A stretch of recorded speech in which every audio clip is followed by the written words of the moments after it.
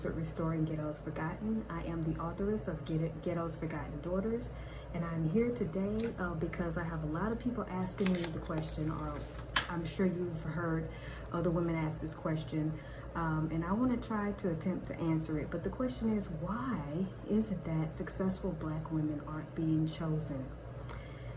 That's a question that's been out there for some time now, and I'm going to try to attempt to address it if you would allow me to. Now, of course, this channel is tough topics, so it's not, I don't sugarcoat anything. Sometimes I'll have conversational topics to where you guys can just chime in and we can just talk about something easy, but a lot of my topics are really real topics that we need to address in our communities. And so I'm going to be straightforward in anything that I say or do, pretty much when it's pertaining to me helping my community build. And of course, the title is, my channel title is Restoring Ghettos Forgotten. That means a lot of people in our communities have been forgotten, and a lot of us have been hurt, and it's time for us to heal so we can grow. And so I'm going to answer this question: why is it that successful Black women are being chosen? As upfront and honest as I possibly can believe, and it's just my opinion, so my opinion can be wrong, but this is where I'm at. The number one thing that comes out to me now, especially with our youth, our young women, is following the wrong role models. Who are you following? Are you following women of integrity, moral standards, moral codes? Are their standards high, or are they way down here? We have to be honest about that, because guess what? Even if we believe and we know in our heart that we're better, I'm not gonna say better than those women, but we know, whoa, I would never do that. It doesn't mean that one day you won't, because you're programming your mind. Your subconscious mind is being programmed every time you allow that filth to infiltrate your inner core, and it will. After a long period of time of you watching, I don't know what shows are out there now, but Basketball Wives or Housewives or something, or Cardi B, the WAP. You know, you're watching all this filth, and you're taking it in, and before you know it, you start developing some of their traits. And I'm sorry, but you know, men may not, good men I should say, may not be attracted to women like that. They may not want to deal with women that think or behave like some of those role models. And a disclaimer, I'm at the office, so someone may chime in and tell me I have a call or something. Don't get alarmed. I'm gonna just keep going with it. So that's one reason, one idea that came up to me, is that may be one of the reasons why. Who are our role models? Who are we allowing to guide us or guide our youth? We have to really be careful with that. I always say, guard your gates, trash in, trash out. Sex has become too easy. It's cultural. And I know it's not just for us African-American women, all races. It's become cultural within all races. But for some reason or another, sex being easy for a Black woman is always frowned upon more than any other race of women. And I'm not against any other race of women. I love all people. But I'm just saying, we're always, I don't know, it's almost like we are always seen at the lowest, and we're really not. So when sex becomes easy, that's not a good thing that's not gonna help our plight, or that's not gonna help us have a good man choose us by giving him what he wants on that first night. Our standards have to go up. If all of us stand together on this and we start making sex harder, then men would have to commit more, and they would have to be on their P's and Q's, and they would be held at a higher standard. And then there would be more marriages, or there would be more committed relationships if we didn't allow sex to be so easy. So that's another thing. Another one would be, another point I want to make is lacking self-love and self-worth. Being too needy can run somebody off. You won't get chose if you always got to know everywhere that person is. You have to know who they're dealing with, where they are, what they're doing at all times. That's insecurity, and you may even have trust issues. That brings up another point: too many unresolved issues. If we have too many unresolved issues, that's gonna keep people away from us that may be good for us. But because we have unresolved issues, we're pushing them away with those issues. Energy cannot be faked. I don't care how good we look, how good we smell, how good we dress, what cars we drive, what homes we own, all the material things we could ever possess. Our energy cannot be faked. Any unresolved issues are going to come out, and that's going to keep us from being chosen by the right man, by a good man. So we have to deal with ourselves. We have to do the work. It's not easy. But I think that if we put one foot forward, then God would make the rest of the steps bearable for us. So that's another point I wanted to make. Shacking up is the most major point I could make. That's a big, grave mistake that African American women have adopted to. And I'm not saying we're the only race, because other people do it. But for some reason or another, that gives our men, some of our men, an out. If we give them everything they want, need, and desire without a commitment, why do they have to commit? They don't. We have to raise our standards. We have to say no. There will not be any shacking up. There won't be any sex on the first night. And, start learning how to say no. Feel okay with saying no. And if for any reason you say no to a man and he walks away, then he was around for the wrong reasons. You've lost nothing. So, no shacking up for no reason. I don't care how much you into this person and they claim they're into you.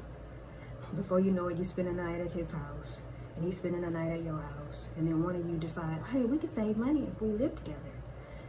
But you don't have a ring on your finger or a commitment, then don't do it. No shacking up. And along with shacking up, we're procreating.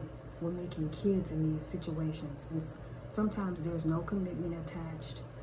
There's no engagement. There's no nothing. And then a baby comes and it just solidifies. It just breaks the whole relationship apart because the man didn't really want a true commitment in the first place. He was just playing with you. Or he wanted you to pay half the rent. No shacking up. No, not at all. Because we're making children in this situation, and it's not good for either party, especially if that person turns out not to be the person you thought they were, and then you guys break up. It's just bad for the children, bad for you, bad for the other parent, all the way around. So no shacking up. You keep your place, he keep his place, you take your time, you get to know that person. Another one that I think is gonna make people cringe, but it's the truth. Another reason could be why successful black women aren't being chosen is that you're waiting on a black man. Sorry, but that's the truth. Some of our black men, for whatever reason, have checked out. They're gone. Why are you waiting on them? There are other men that may be attracted to you that may be of a different race. For whatever reason, you want to be loyal to the black man. Well, guess what? The black man first has to be loyal to you. And they're not. They're checking out. They're gone.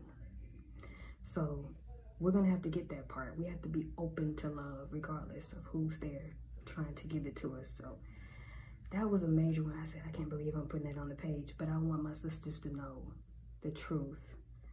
Stop being so loyal. They've been stopped being loyal to us. They jump ship every chance they get.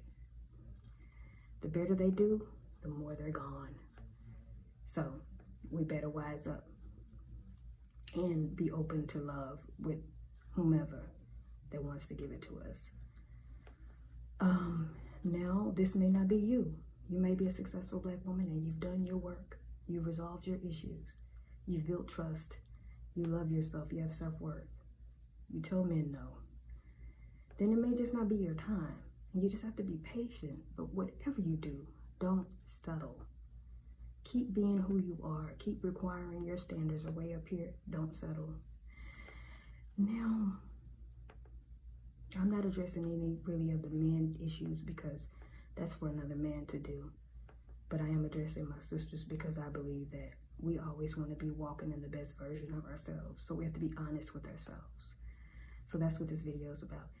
And like for the superficial things or the aesthetic things that we may have, like So women say, oh, well, he has to be 6 feet tall. And God blesses you with a man that's 5'9". But you're 5'4", so he's still taller than you. Why not? So women want a man to have a six-pack. And he may have a dad bod. But he's not really out of shape. What's the big deal? 6 figures, he may make 5. You want him to own his own home, he may have his own condo. You know, it's like give and take there. If he has a good heart, if he can treat you well, if he's coming to you correctly, and he's telling you he wants marriage and he wants commitment, then I say, why not? Love who loves us. Why do we make things so complicated? Why do we run after people that's shown us time and time again that they're not for us? So we have to change our minds so that we can ultimately change our lives. So I'm not, like I said again, I'm not saying to settle, but you do want to keep an open mind. And just so that we understand, ladies, we can't ask for things that we don't have ourselves. We can't. You know, he has to make 6 figures. We barely make $30,000 or $40,000. How hypocritical. He has to have a 6-pack and we ain't did an ab exercise in years. You know, come on now. Let's be a little realistic. So that's just my attempt to try to answer why I believe some of us successful Black women aren't being chosen by good men. We don't want to be chosen by all the ratchetness that's out there, because there's a lot of that. But why we're not being chosen by good men? Let's make sure we address some of these issues that I mentioned. And again, feel free to chime in and make a comment, and you can put your own perspective on there, because I'm open to it all, so that we can talk about these issues and actually work through them, so that we can build stronger homes and stronger communities, so that we can have a legacy to leave our children and not just baby mamas, baby daddies, debt. We want to start building wealth. We want to start building homes, fathers, mothers. Sorry, I got a call, but I'm going to close this off.